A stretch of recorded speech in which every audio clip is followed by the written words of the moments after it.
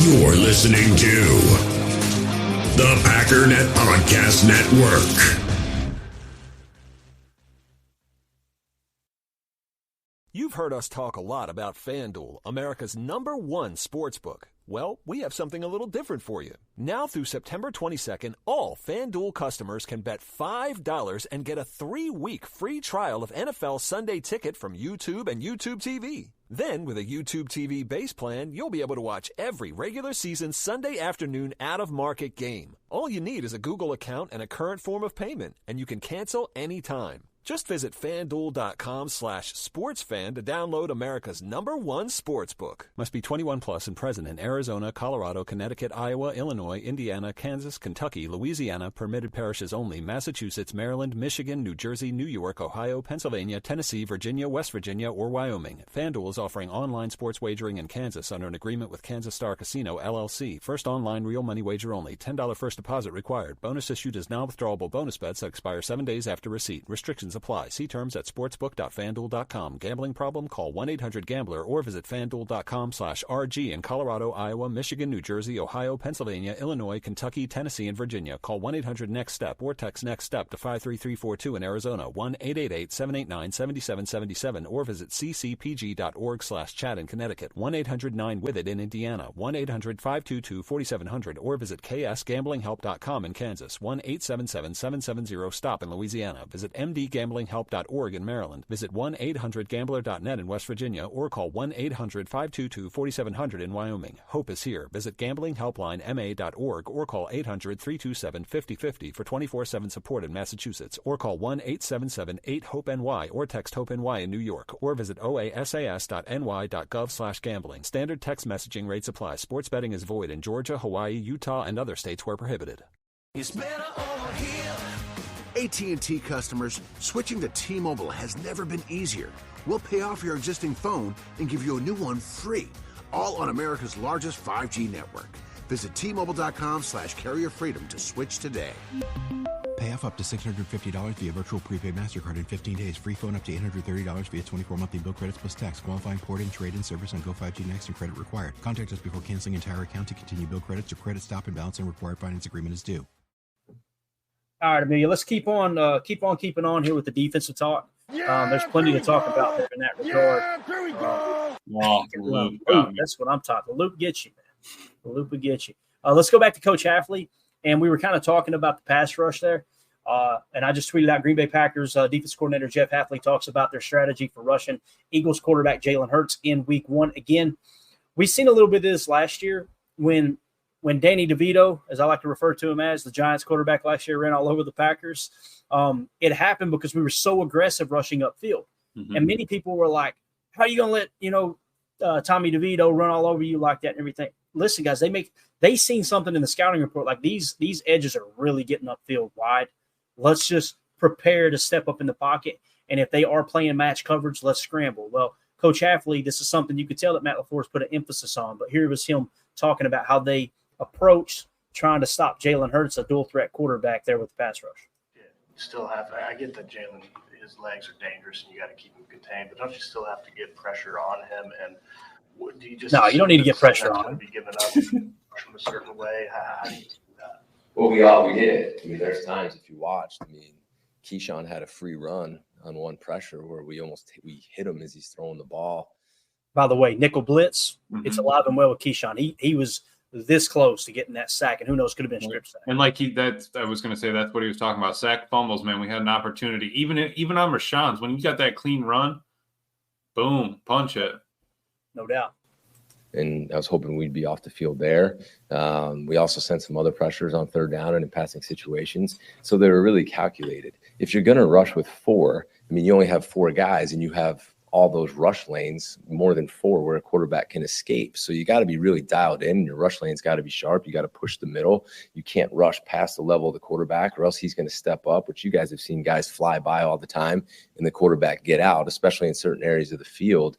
But I think those pressures in that game were more calculated to really try to condense the pop. Sorry, I got to read this comment before I lose it.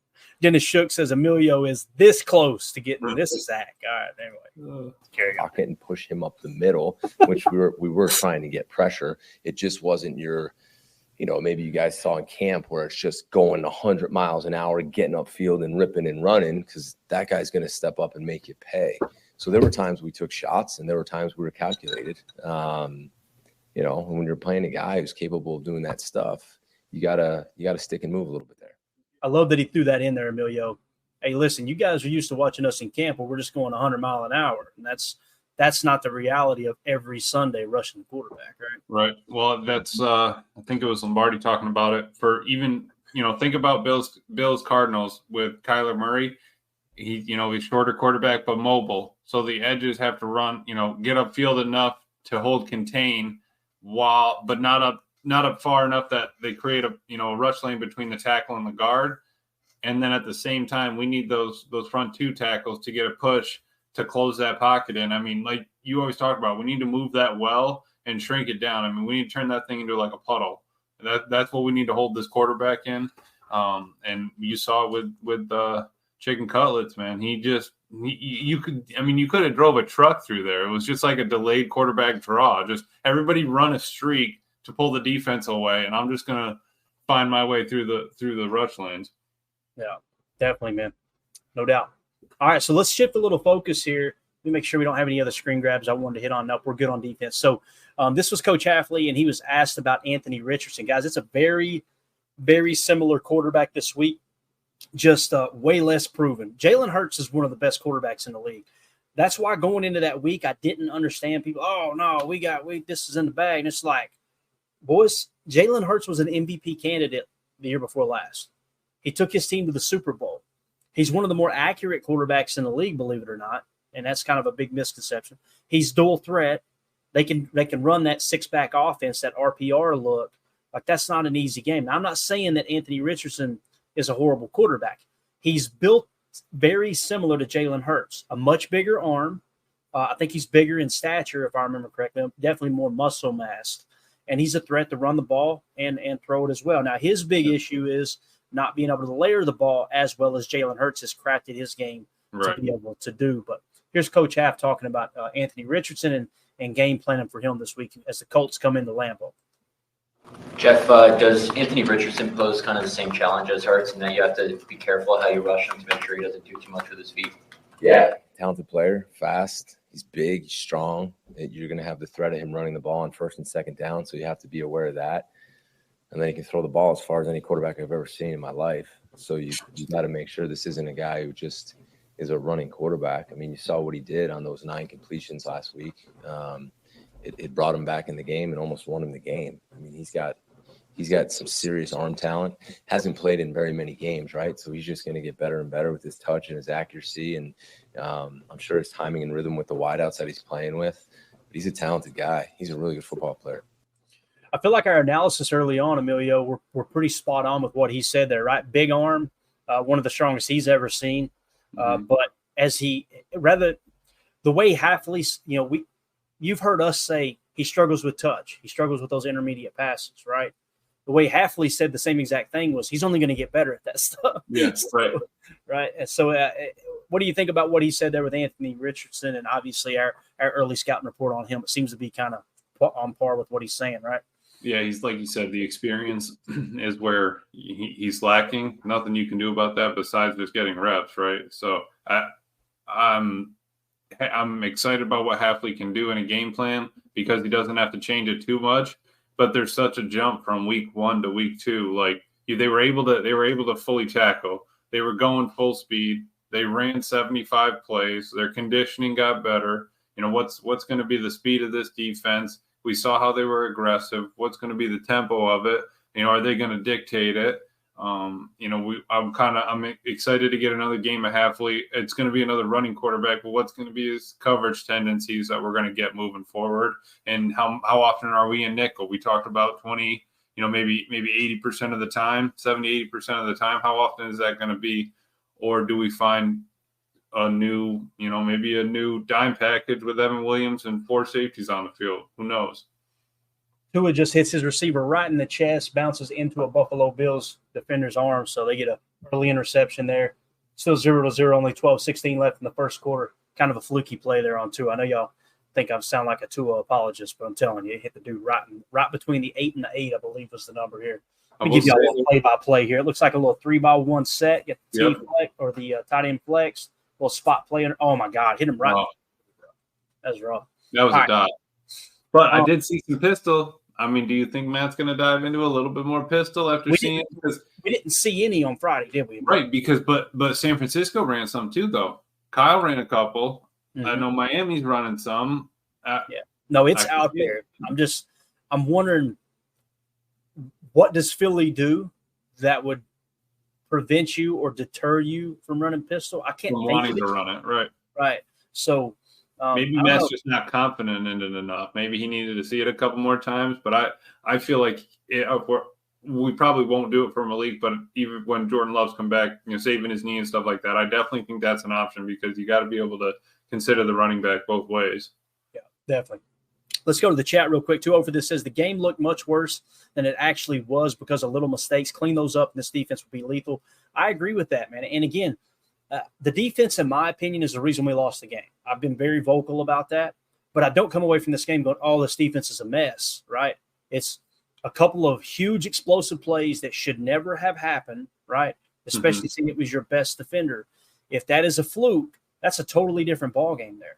If you prevent that touchdown and that 20-yard explosive that led to a later touchdown, that's potentially 14 points wiped off the board. Guys, that 20-yarder was just as important as that 67-yard touchdown. The reason being it was on a 3rd and 8 play. If John makes that tackle, we're off the field again. You're probably take 14 points off the board for Philly. We know how that game ends, right? So just I don't know, something to think about there for sure. CJ in the house says 3 games with Willis starting in 2022. The running back was Derrick Henry. Henry didn't have a great year, but those 3 games he was over 100 yards. JJ, talking about Josh Jacobs, going to have a day if our line does well. We're going to talk offensive line next here in just a second for sure. Reef in the house says, tough poll question. Tough poll question. I'm not sure who to pick. I have to say, if you're passing Sean, if you're running Morgan, you can probe the game around their strengths. Gotcha. And the poll question right now, guys, Jordan Morgan is running away with it. Again, the question: who would you rather have play right guard for the Packers? Jordan Morgan, 73%. Rotate both of them at 20%, and Sean Ryan only 7%. We're going to hit on some of those numbers here in a second. So appreciate you, Reef, and thank you for ciphering that out there for me. No, you appreciate it. Harry Cheese in the house. You leave yourself up for being red doing the swaps. So like if you're swapping out Morgan and Morgan's your running guard and Ryan's your passing guard, that's a dead giveaway. We definitely need to get past that. Definitely, yeah. Dennis Shook says, I feel like that blitzing is K9's strength. Completely agree. I mean, he plays so good in tight spaces. That's what makes him such a good return guy. Got really, really good body control, moving in and out of traffic, and that's really the secret to those nickel blitzes, those cat blitzes, dipping around the edge, avoiding any kind of chip block, that type of thing, right? So I completely agree. Reef says, I feel we got to put a body on Anthony Richardson. Here's the way we did it with Jalen Hurts. Again, we use the D tackles, a little touch spy with a little TT stunt, occupy 2 blockers, get back, take the rushing lane away, right? And now you have to be very conservative on the outside with your edges because, again, you got a touch spy in the middle and you let him get the edge, that dude's off. And the D tackle is not going to be able to run to the sideline and make a tackle, right, on the quarterback. It's just not going to happen. Rashawn Gary did one hell of a job on Jalen Hurts anytime he had to get outside to stop. He had that batted pass that one time. Obviously, he had the sack as well. I thought Rashawn played pretty decent. Dennis Shook said, Reef 100, Edger and Cooper. So they're saying put Edger and Cooper on a little bit of a spot. I'll tell you this, guys. You could go that approach, and one reason why that might be the way to go is because they're watching that Philly game. They're going, hey, look, here's what they were doing in the middle with these D tackles. If they're expecting that, now you pin the D tackle's ears back and you put a little spy with Edger and Cooper. The way that may look, cover one man, and when you do the cover, what we call cover one hole, where you got a deep safety, middle field close, Everyone's man across the board. And typically that hole drop is a linebacker playing short mid-zone, that rack coverage. Right. You can have him in a spot and accomplish damn near the same thing in that whole coverage, but doing it from a spy set. We've seen Quay do that a lot last year. So I agree with you, Dennis. If the two linebackers on the field are Quay Walker and Edgerrin Cooper, I would rather have Edgerrin Cooper be that spy because I do think he's more athletic than Quay, and that's really saying a lot. But Quay is your better cover linebacker too. So if you have to go cover one hole or cover one spy like that, that means that Quay's probably going to be covering the Y, the tight end and man coverage. I would rather have Quay do that than Edgerrin Cooper because that's his strength, right? So in the stop shoot of Edgerrin, he's going to make that decision, split, and he's downhill. You know, we're not waiting. When it's going to be one of those things where Anthony Richardson sees him spy, hesitates, and the next thing you know, Coop's on it. Right. It's like how LVN closed on Fields, but I feel like it's going to be 10 times. Like it's going to be a flash across the screen when he decides to go. Yeah, definitely. Let's go ahead and kind of press into the poll question here. You know, we already talked about the poll question, and it kind of was one of the themes of the game. Let's finish the injury report. Corey Ballantyne limited with limited participation both days with the oblique injury. Kenny Clark limited both days with the toe. Edgerrin Cooper was full participation the last 2 games or the last 2 days with the knee. I think he's good to go. Josh Jacobs with the back injury still limited. It sounds like they're kind of nursing that along, playing it safe. Marshawn Lloyd with the hammy, limited both days. I think you'll see him this week. I think there's a decent chance of that. Jordan Love did not participate again. Again, we're saying Emilio probably not going to play, but Matt keeps saying day to day. Mm-hmm. He could be throwing that little smoke screen out there, obviously. And then Quay Walker limited. But go ahead, man. I don't know. I mentioned it before, but that Iron Man, we already got 20-some games towards it. So why are we going to stop it? You're not going to give that up. No, but you gotta keep the game planning going. You know, it's all going to be a guessing game. And if Jordan Love's ready, he's going to play. But if not, let's let Malik go out there and just do your thing, man. You've been playing football for a while now. The team's going to rally around you. You still got 10 other guys out there to help you. Definitely. Now, an update from the Colts standpoint, Julian Blackman did not participate again today. He's a safety with a shoulder injury. DeForest Buckner, this is huge, guys. His back, he did not participate again today. I don't wish injury on anyone. As a matter of fact, I'm looking out for DeForest Buckner. Back injuries are crazy. Sit this one out, guys. Play it safe. Sit this one out this week. If he doesn't play, whoo. And here's another one, Kwity Paye, right? Kwity Paye, their first-round pick that plays the edge. Yep. Did not participate both days with a hammy. If one of those 2 guys misses, really liking our shot here, okay? If they both miss, I might jump on that +3. I might tease it to 4 and go ahead and put a little something on that game. Yeah, it's one of those backs where you're not even getting out of bed. Just take it easy. We'll get you a heat pack, get you plenty of season left. 20 minutes on, 20 minutes off for ice, and it's no problem. We'll get you out of here. Exactly. Matt Gay got the hernia, full participation though, and then Josh Downs, wide receiver with the ankle, was limited. He'll probably be good to go, I would imagine. So again, that's the injury report. Anything else you want to add to that, Emilio, before we move on, man? No, still a bunch of D defensemen for them. Looks like we're adding to our D here. It's nothing crazy though. Like you said, I don't know what that do not participate is going to look like Friday for game status, but there's no movement on their board compared to ours. Right, and we seem to be trending in the opposite direction. I mean, everybody's practicing other than Jordan, so this is the healthiest the team has been outside of the most important part, obviously. Yeah, Quay, just take it easy, man. Stretch real slow. No need to rush it Friday. Let's get through and do your mental reps. Definitely. Now, we talked about their defensive front with DeForest Buckner. Coach Matt LaFleur was actually asked about them earlier today, and he talks about something that we're going to need to look for this week. He mentioned it, and sometimes there's some gamesmanship here. When you mention what a defense does really well, you might be kind of throwing a smoke signal out there because there are people who are going, hey, here's what Coach LaFleur talked about today. They know about our pick stunts, right? So here's what Coach LaFleur had to say about DeForest Buckner. What's the challenge with the Colts front in that regard? Yeah, they're a really good offensive line. Are you talking about their offense line or the defense line? Yeah, they're good on both sides of the ball. So these guys do such a good job. They're relentless. They do a really good job of working together. They're very choreographed, and they do a good job with their pick stunts. There may be some instances where they can get a little grabby, but that's football. But that little grin there, what he's talking about is when they run those pick stunts, those TTs, what we call them, essentially what will happen is you got two defensive tackles.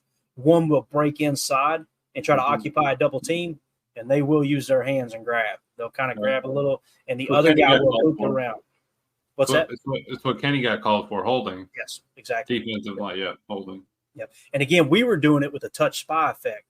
He's saying they do it to get pressure, meaning occupy the double team, loop around, you get a free rush, and that guy who's occupying the double team will grab a little bit along the way. Mm-hmm. They do a really good job of what I like to call creating carnage up front and picking guys off and getting. I created some carnage earlier, man. I grilled out some ribeyes. Oh, my God. Getting free hitters. I was 110% carnivorous today. On the quarterback, and that shows up all over their tape. It showed up last year. It showed up for Houston. So I'd expect them to try to do the same thing to us. In the same vein as that, DeForest Buckner from his time at the Niners and with the Colts, what do you see with him and the threat he poses? Yeah, he's been one of the premier interior players for many years now. So he's just a massive human. He does a great job inside. You can tell he's a really intelligent football player as well. So, he's a guy that I've got as much respect for anybody in this game, just the way he handles himself, the way he performs on Sundays. He's a monster. Emilio, that's the first thing that stood out to us when we looked at the PFF preview, man. DeForest Buckner, he's going to be an issue. He is. He's that Tuesday player, man. We saw him right off the plane from Brazil after he got done talking to Jordan about his knee. He went in there and said, all right, how are we going to scheme up to run the ball and pass around Buckner, man, because he's going to be a problem. Those three techs are crazy. Definitely.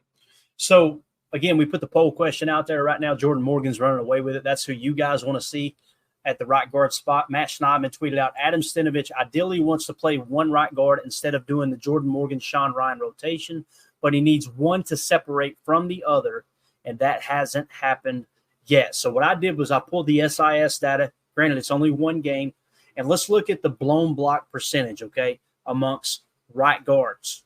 And here is what the numbers show, all right? We did it across the NFL, and you see there's plenty of snaps here. Everybody's got at least 20 snaps, it appears. Excuse me. So that's that ribeye talking again. Sean Ryan is 33rd in the league right now, okay? And this is blown block percentage, all plays, that middle column, 2.9%. So he only blew 2.9% of his blocks. Now, again, when you're 33rd amongst right guards, not that good, Bub. That means you're not starting quality when there's 32 teams in the league. Again, this is all right guards.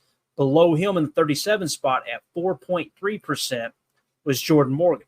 So if you went strictly off of blown block percentage here, Emilio, and keep in mind, too, Sean Ryan had 35 snaps. Jordan Morgan had 23. Right. You got Sean Ryan had the better day. There's no two ways about it. Now, if he gets the same amount of snaps, maybe he closes that number in a little bit more. Who knows? Now, when you look at specifically what happened, though, pass blocking, blown block percentage, Sean Ryan had 0. Jordan Morgan's was 6.3%.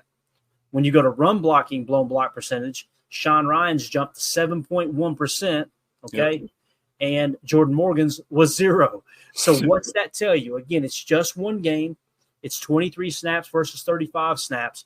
But what it really tells you is Sean Ryan is the better pass blocker, at least through one game, and Jordan Morgan is the better run blocker. So. Jordan Morgan's our D9 cat dozer, man. He's there to just lay it up for him. And like we said, we want him to take it, but he didn't get a bunch of reps either. He didn't get a bunch of time in the preseason, so that was his first live game too.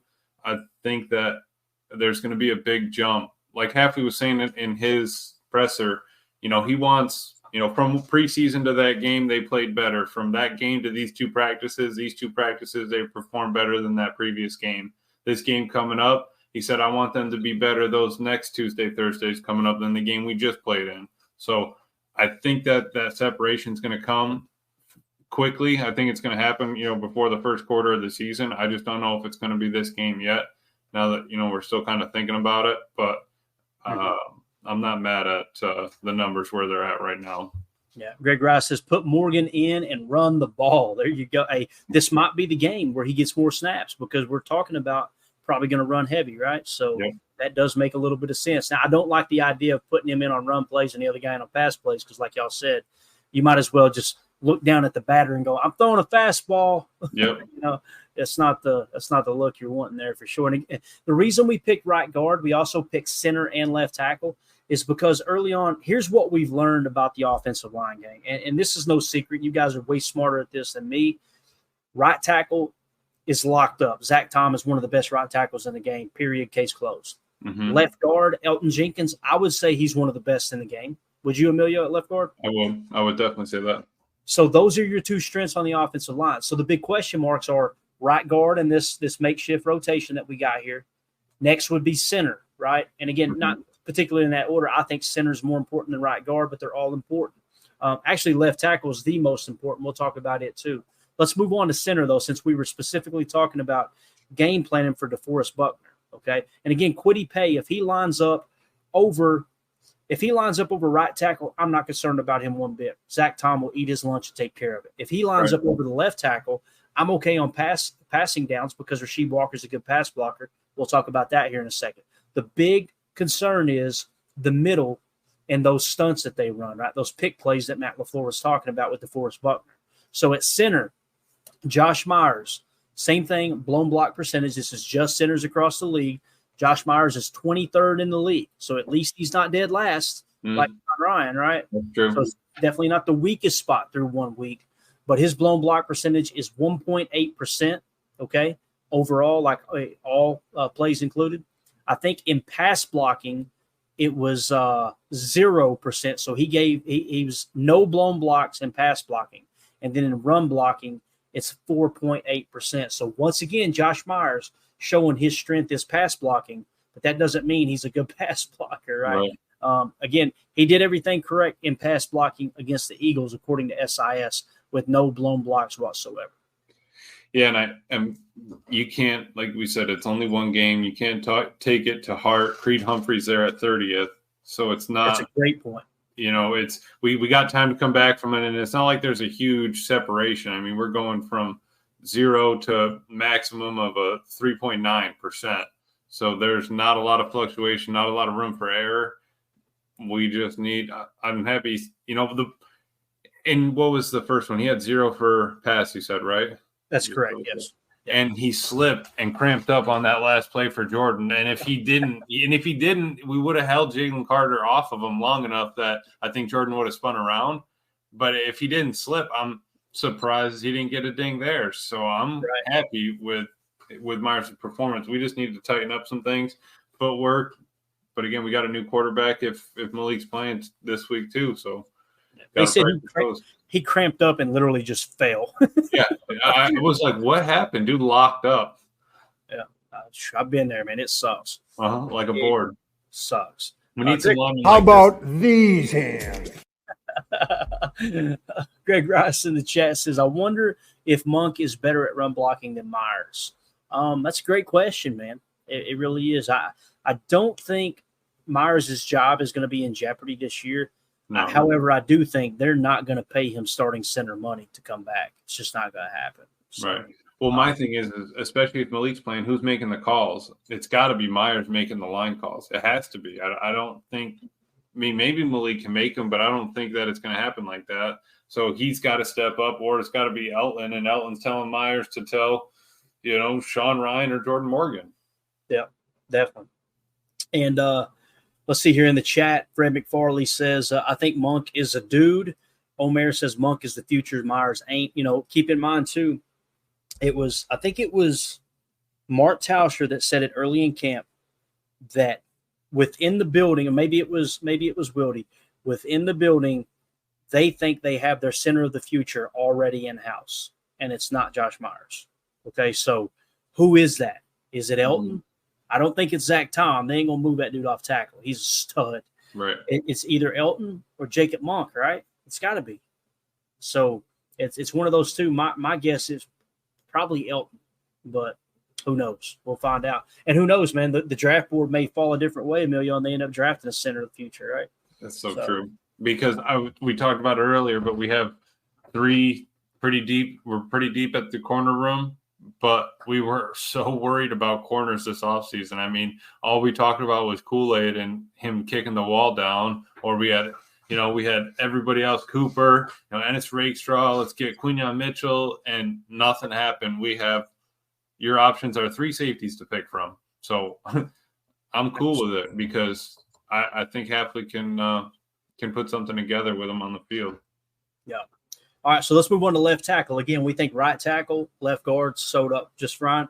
We hit right guard. We talked about the strengths and weaknesses through one game between Sean Ryan versus Jordan Morgan. And we talked about center with Josh Myers. He's kind of sitting around that 23rd spot in blown block percentage, with pass blocking being his strength still. Once again, left tackle. All right, at left tackle, blown block percentage overall. Our boy Rasheed Walker coming in at the 18 spot at 1.7%. 0% blown blocks at pass protection. No surprise there. The dude is a stud pass blocker. Run blocking, however, that's his weakness. 4.8% blown block percentage running the ball. I imagine most of these blown blocks in the running game, Emilio, probably happened in the first half of that game when Josh Jacobs was getting just absolutely smashed in the backfield. Right. That and Josh Jacobs bouncing it to the outside. A lot of the wide zone, he had his hand on him. I remember he got a holding penalty. And that's tough because if it's set for, the 3-hole, or whatever, the C gap inside of his right shoulder, then he's good. Once it pops outside, you got to be ready to let go. You got to be, quicker with your hands. I'm not as worried because he's next to, Tristan Wirfs, Taylor Decker in 16, 18, or 16, 17. So that's not a bad spot, middle of the road.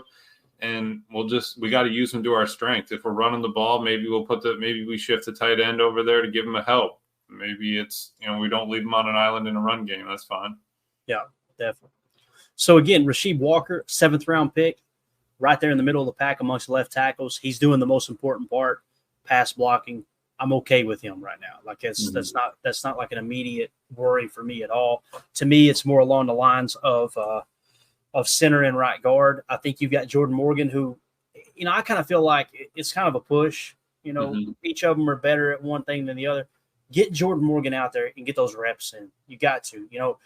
Bill Parcells used to talk about progress stoppers. And Sean Ryan, he would say Sean Ryan's a progress stopper. Every snap that Sean Ryan takes at right guard, you're stopping progress and a learning experience and be able to watch the tape and cleaning things up for Right. Jordan Morgan. Again, I'm not saying I know more than Stenavich. We all know the answer to that. It's no, I do not know more than Stenavich.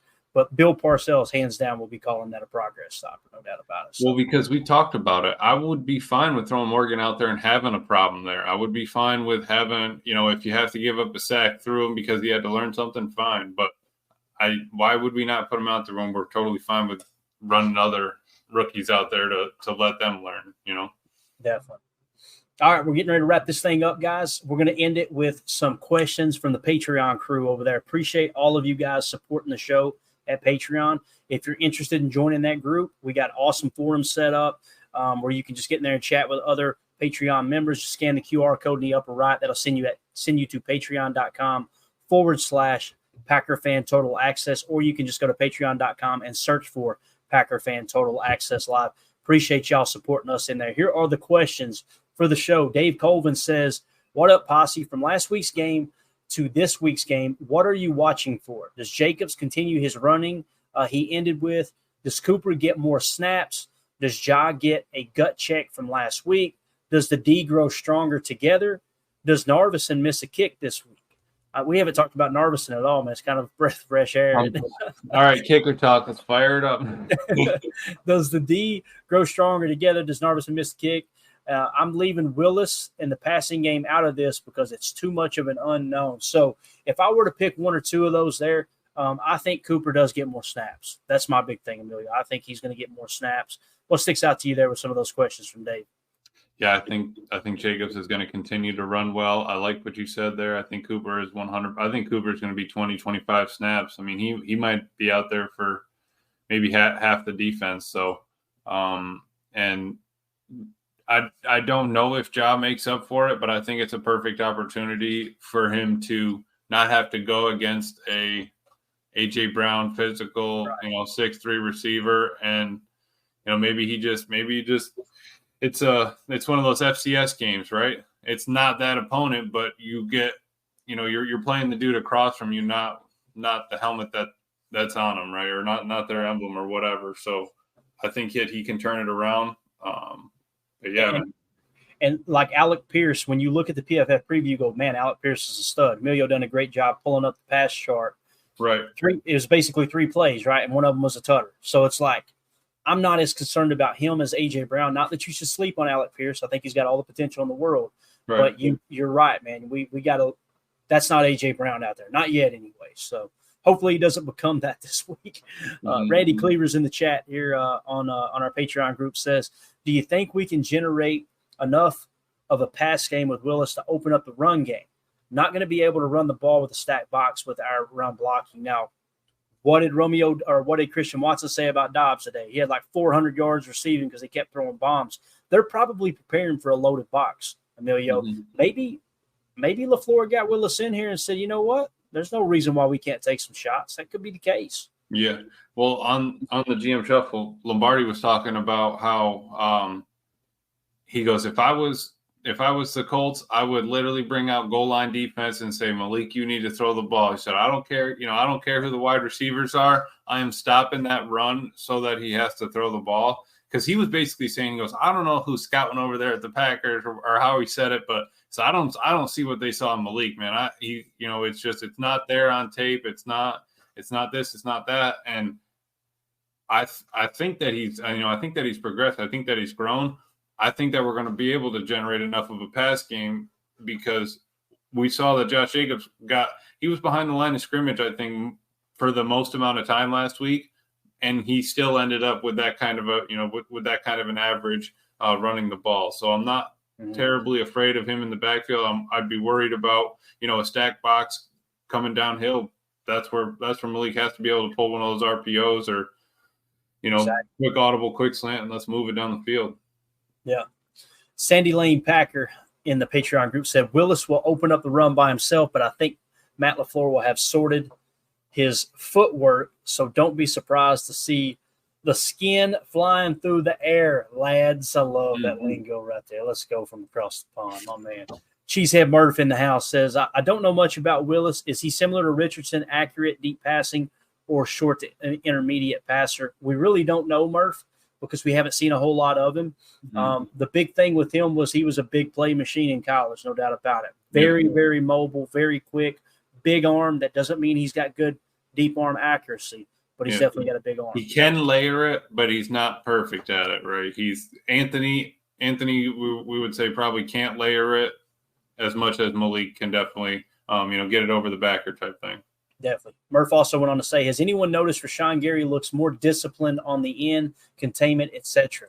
Absolutely. Again, that play that I highlighted on Twitter, we showed on the show the other night, where he kind of loops inside, recognizes Jalen scrambling. What did he do? Immediately got outside. He didn't over pursue to the inside. He was like, I have got to get to the outside shoulder.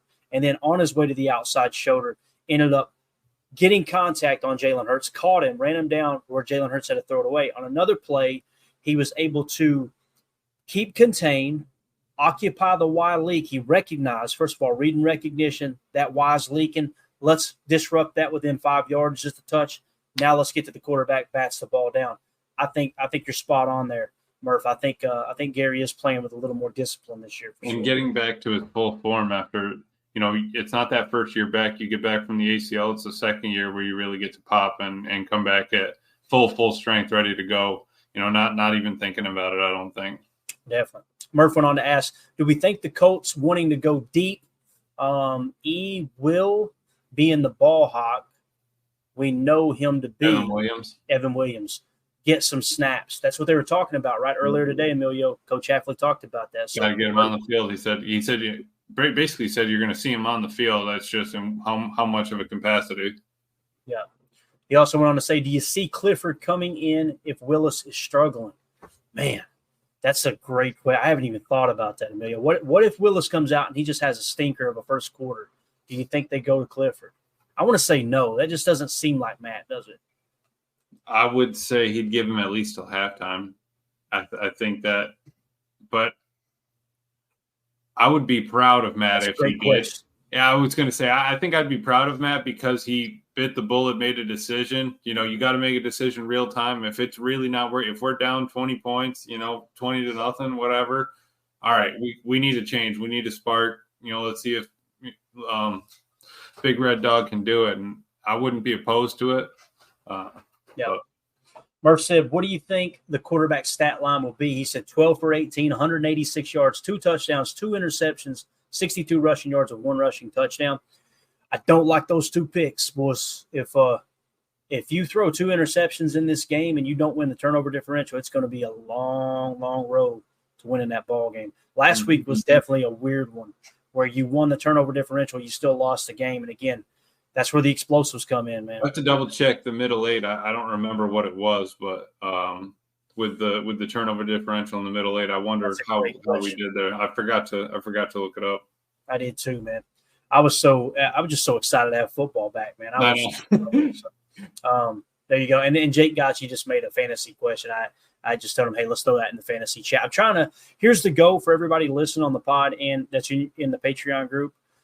The questions for the show, I don't even really want comments. I just want question for the show. Treat it like a super chat because we want to make sure we're giving you guys some extra benefit to being in the Patreon group because, again, we don't know what's going to happen with YouTube at any point. Things could go haywire again. I'm not going to harp on it anymore. But, again, if you want to join the Patreon group, scan the QR code in the upper right or just go to patreon.com/Packer Fan Total Access. Thanks to everyone who had the questions there. Cheesehead Murph, Sandy Lane Packer, Randy Cleavers, Dave Colvin. Appreciate y'all so much. So, all right, Emilio, anything else you want to hit on here, boy, before we wrap this thing up? No, I don't think so. We're going to dive in a little bit deeper. What, tomorrow night? Or you got a game tomorrow night? Oh, that's a great question. I haven't checked. I'll let you guys know. Okay. I'll find out. Yeah, if there's a high school game, I definitely got to go watch the nephew play. Yeah. I'll have to find the schedule. I'll let you guys know by tonight. You'll know if a link goes up, then it's on. If it doesn't, then you'll see another link for like Saturday. Yeah, so. That works. No, I was just gonna try to just do a little digging in that film room on the Colts just to poke around, see what they got, and just try to. Why don't you kind of broaden the horizon a little bit, look around at some different things. I'm going to key in on the defensive tackles and see if we can find some of those stunts that he's talking about. Okay. My plan was to look at their offense and kind of see what Jonathan Taylor was doing and what I mean, because when Hafley said it was like Richardson's 9 passes, he really brought him back in the game. And I was like, that is the truth. I mean, there was only 9 completions right there. So what went well on those and, what can we do to stop the deep ball? Definitely. Got to protect the football, though, man. Got to protect the football. Mm-hmm. Got to win that. Got to win the ball, like Matt says. Got to win a turnover differential. That's going to be the key to the game. But I'm with you, man. I haven't seen anything with their offense where it's like, oh, no, we're in trouble. I just haven't. Right. Now, again, you got to control the line of scrimmage, and they got a nice defensive front there. So I'll dig into the D-tackle stunt play. You look at their offense, and then whatever you find, if you'll just send the timestamp to me, just say, hey, Clayton, it's around this point. What I'll do is get some of those clips up on Twitter, and then we'll try to hit on them. Gotcha. All right. Appreciate you, Emilio. This was a lot of fun, dude. And we'll have Tim back here in a couple of days. He's just taking a few days off here. So appreciate him as well. We had a great conversation earlier today. My man just taking some much needed time off. Dude, it's back soon. Smart man. I need to sign me up for the next one, man. Hey, listen, I'm going to be real. The goal is 365 days a year with this pod. If y'all haven't caught on, we try to do a show every single day. It doesn't always happen because of high school football and other things, right. But it's a bit of a grind, man. It's there is such a thing as too much screen time. I'm just telling you. There's some days I come up here and sit down and I'm like, oh God. Mandy's gonna buy you the blue light glasses. She's gonna buy a pack for the whole team. We're gonna come out there like this, you know what I'm saying? We're gonna be like, hey yo. Did you take those from the party? My man, that was from Mandy's 80s birthday party. That's awesome. That is awesome. He put it on for 1 second and was like, nope. Yeah, I put it on. I was like, bro, I'm gonna throw up on my shoes. I can't do this. Like it made me nauseous. So anyway, wear them to the Titans game, man. Oh, now we're talking. All right, everybody in the chat, thank y'all so much, man. This was a fun show. Appreciate y'all supporting us. We will be back most likely Saturday morning, unless there's not a home high school game. If there's not, then you'll see the link go up for a show tomorrow night. But y'all enjoy this game right now. It's in the Shout second. out to our boy Dubose out there getting some real snaps for Miami. There you go. There you go. Keep an eye out. And it's tied up right now 7-7. So we'll see how that goes. I'll go check my 32-leg parlay and see how much money we lost. But yeah, see. Appreciate everybody. Emilio, thank you again. Those of you listening on the pod, thank you for making us a part of your day. As always, don't cut your hair like this. All right, let's go out and be the change we want to see in the world. Bon dia. And go Pack Go.